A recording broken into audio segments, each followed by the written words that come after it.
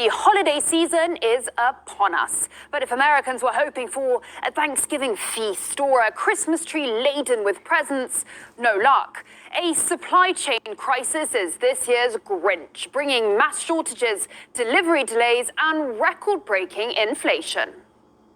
Inflation hurts Americans' pocketbooks, and reversing this trend is a top priority for me. The largest share of the increase in prices in this report is due to rising energy costs.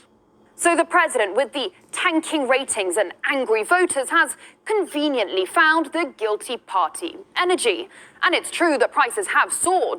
In fact, a third of Americans had to skip or cut back on necessities like food and medicine to pay their energy bills in recent months. You'd think then, wouldn't you, that it wouldn't be the best time to even talk about shutting yet another pipeline. As we enter the winter months and temperatures drop across the Midwest, the termination of the Michigan oil pipeline will undoubtedly further exacerbate shortages and price increases in home heating fuels at a time when Americans are already facing rapidly rising energy prices, steep home heating costs, global supply shortages, and skyrocketing gas prices. Just the latest in a long line of non-fans of Biden's energy policy. No pipelines and no drilling, permits revoked and leases suspended. The White House has gone green, even if it means killing off thousands of jobs and leaving your citizens to shiver. But instead of taking ownership for that policy and the fallout now, the president and his people are pointing the finger elsewhere. Oil is a global market. It is controlled by a cartel, and they made a decision yesterday that they were not going to increase beyond what they were already planning. Never mind that America has enough supply in its own backyard to churn out some barrels and bring down those prices. Biden just won't turn on the taps, but OPEC should.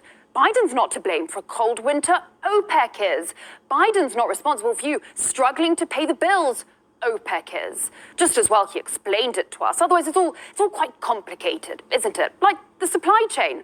Oh, well, I'd explain it to you, but you just wouldn't understand. You hear a lot about the supply chains in the news, but frankly, not a lot of people have a clear understanding, whether they have a PhD or they didn't go to school, about how a supply chain works. The blame game, a classic in any politician's playbook, and perfect for times of trouble. You know, like when your party was humiliated in the recent elections, you're racing to be crowned the least popular president in history, and now people can't even afford a warm and cozy Thanksgiving.